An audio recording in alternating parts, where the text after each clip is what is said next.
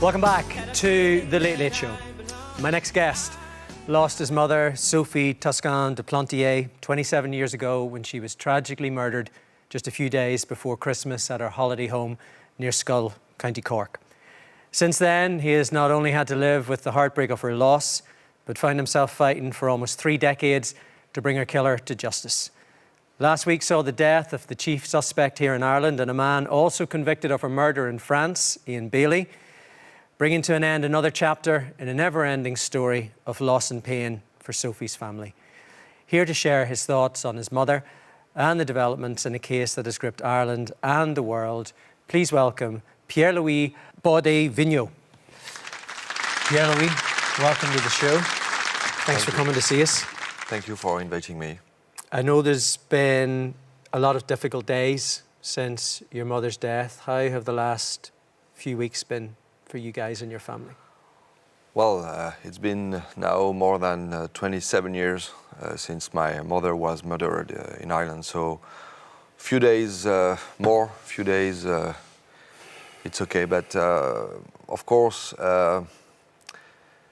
I've been, it was like a shower in my head. But now I feel okay, back again. And you say you feel okay. How did you find out the news that Ian Bailey was dead? Actually, my phone ringed a lot and on the Sunday afternoon when I was with my kids. And so I see some text from journalists with this news. And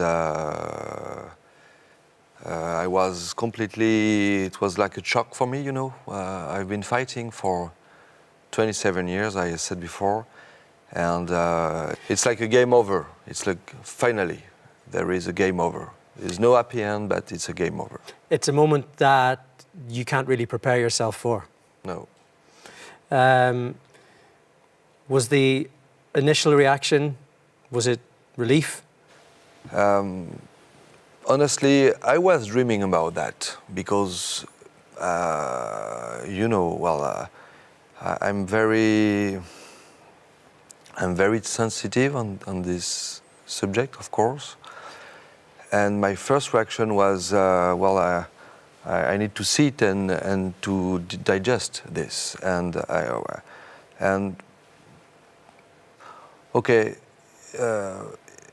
Now we will have peace again in Ireland, especially, and in my head.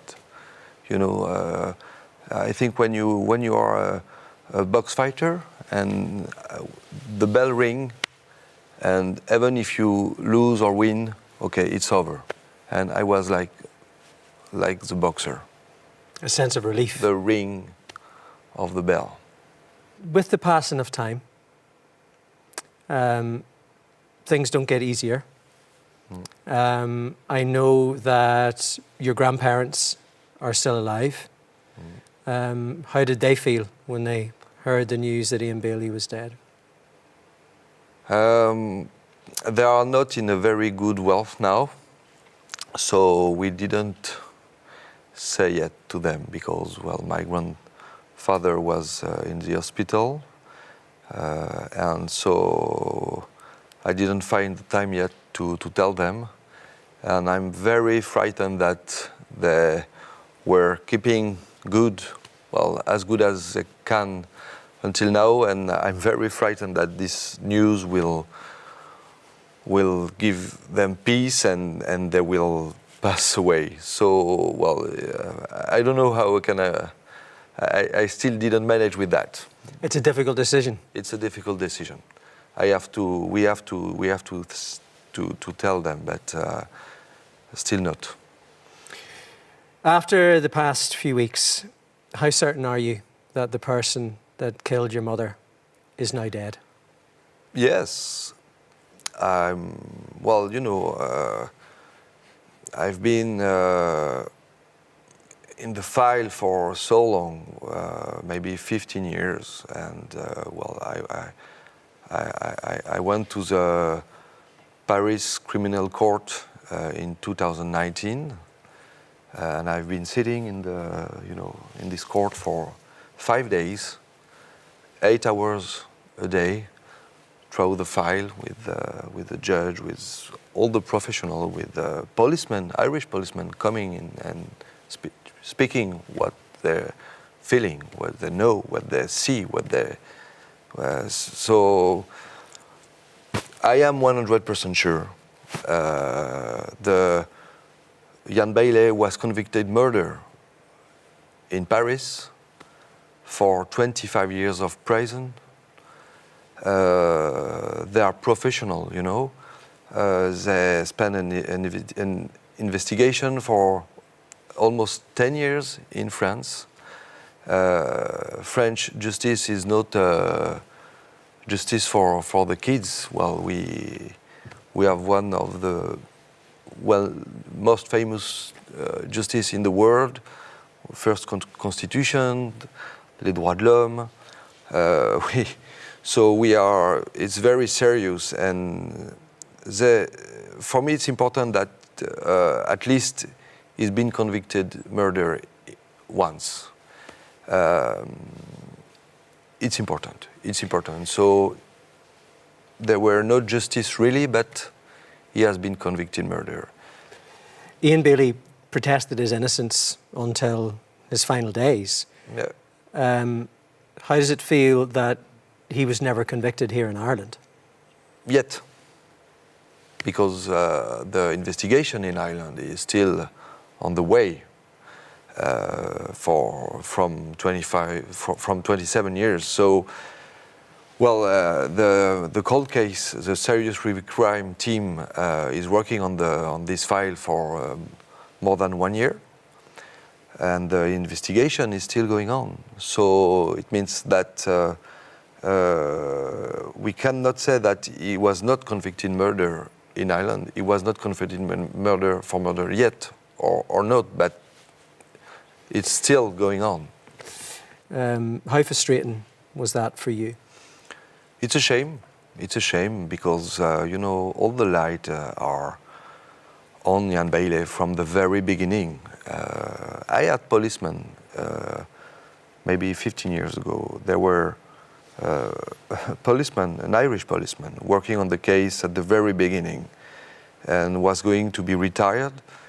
And he hugged me, and he was crying in my shoulder, saying, "Pierre, I'm sorry I didn't succeed because Irish system is blocked, but I promise I did my best, and Bailey did it." And he was crying, with the tears on my shirt. So it's a long way. It's a long way. He was free, and that's a shame because Ireland refused to extradite Bailey to France, even if we are brother, France and Ireland. We signed agreements in Europe for mutual justice. They refused to extradite him to France with no elements, no reason.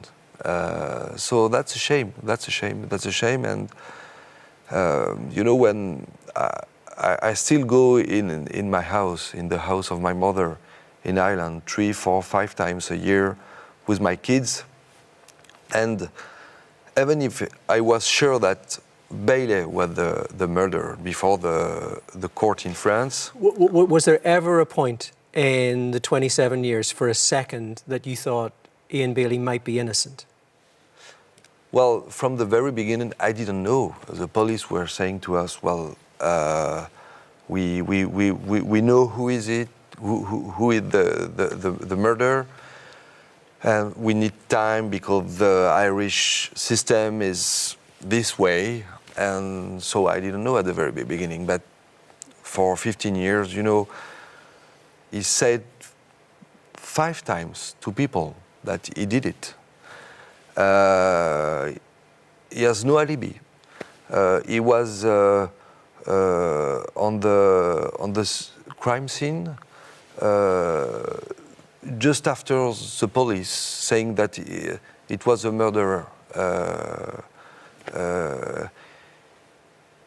he has pictures of the Saint Cream, even if no journalists were allowed to come to see it. Well, there is a lot of evidence. Tell me, you are Irish. Do you know someone who burned his clothes on the 25th of December? Is there anyone in Ireland who used to do that? There is a legend to do that? Well, so there are so many evidence, but not 5, there is hundreds. And I don't know why Irish system didn't succeed, and I hope maybe now he passed away, they will be able to end this story, because this land, Irish people must end this story. You said just before, it's a never-end story, but you must end this story for the right of the woman, for the right of the people who have someone killed in their family. Well, it's a human right. You must end this story.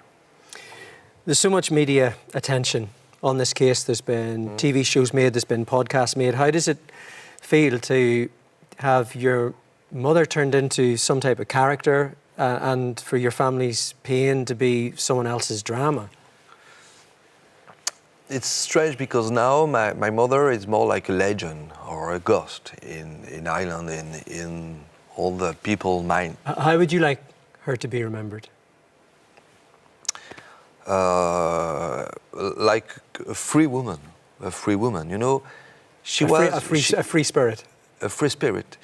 She was French, and when she was 31, quite young, she decided to buy a house in Ireland.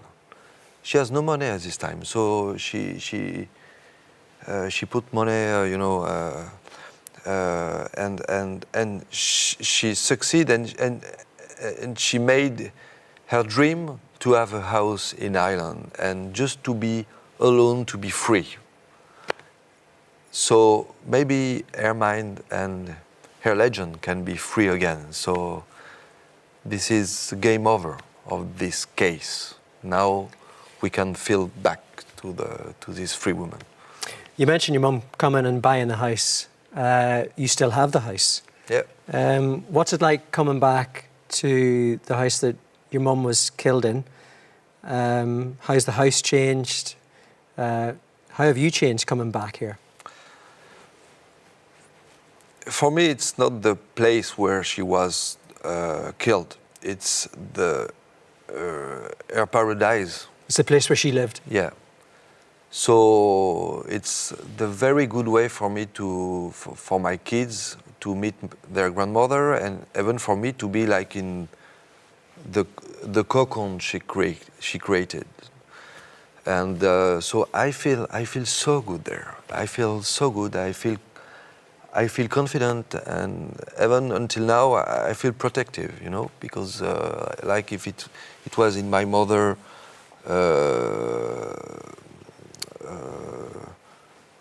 cover, you know. So it's a very little and tiny house, remote, and it's a little paradise, and so now we can really enjoy this place again. The way that she used to. And really, you know, because when I read the media or I listen to the media, you know, there is so many people saying, well, Bailey was not, there is other rumors or stories, but who they are for telling that, you know? Did they go through the files? Are they judges? Are they professionals? Bailey was convicted murder in Paris. The investigation in Ireland is still going on. I'm very confident. So we must end this story, really. Schull is a very small community. Yeah. You have a house there. Ian Bailey lived there. What was that like coming back? Did you ever bump into him? Did you ever see him?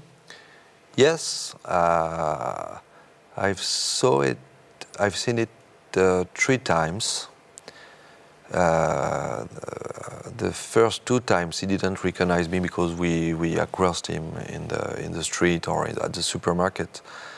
And the last time I was with my kids in the Skull Harbor, having tea and ice cream, and I feel a look on me, look at me. And I saw someone, and he was looking at me with a dark look, with no empathy, nothing. Like a devil regard, you know? And I was under shock because, well, it was before the Paris criminal court, but I felt so many violence in this look, and that was not easy for me, to go back in this house, in this very beautiful village, but the killer take my mother's life, and I always think that he has no right to take my life and my freedom. So I wanted to face it, and even for the Irish people, I'm facing this. I'm coming back, and my mother loved this country. It was her paradise, and I want to go on with that, to continue. You know, you mentioned coming back. There's a lot of support for you here in Ireland, and I'm sure in the community down in Skull. Is it easier now coming back since Ian Bailey has died? It's my first time back in Ireland, and that's not funny, but when I took the taxi from the airport for coming to the Late Late Show, the taxi was saying nothing. Irishman, old guy, maybe he's watching the Late Late Show, and when I pay him, and he said immediately, "Good for you, this bastard passed away." So everybody knows this story. It's an Irish story, but I received so many messages. So you have the divine justice. You succeed, Pierre. So I think even for the Irish people, especially in this very, very remote countryside, they feel well. It's important for them because there was a killer still living there, and now they were all convinced. It's foolish, you know. They were all convinced. Now that Ian Bailey is dead, does this represent some closure for you? Do you think you can get on with a different life? Different life, and that's part why I accept your invitation to the Daily Show, because I wanted to say to all these people here that we must turn the page. This is a game over of this case. There is no happy end, and I am free again here in Ireland, and I don't want any more interviews. I don't want any more pressure on. It's the end of this story, and another story now, and a peaceful story. You're talking about a peaceful story there. I know you bring your kids back now to Cork. Yeah. We've got a little picture of them here. Tell us who we got. Yeah, it's in Bantry. Last April, we played golf in the Bantry Golf Club. My daughter is called Sophie, like her grandmother. And who's this cheeky guy here? This cheeky guy is Louis, and they love the place. They feel their grandmother here, for sure. The aim, yeah.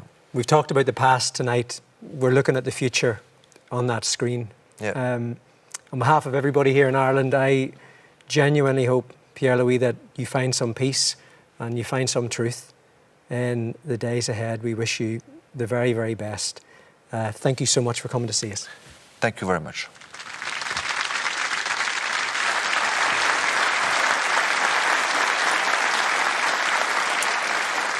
As we discussed earlier, the case remains open and the confidential line is on your screens now. If you have any information that could help give closure to Pierre-Louis and his family, please pick up the phone.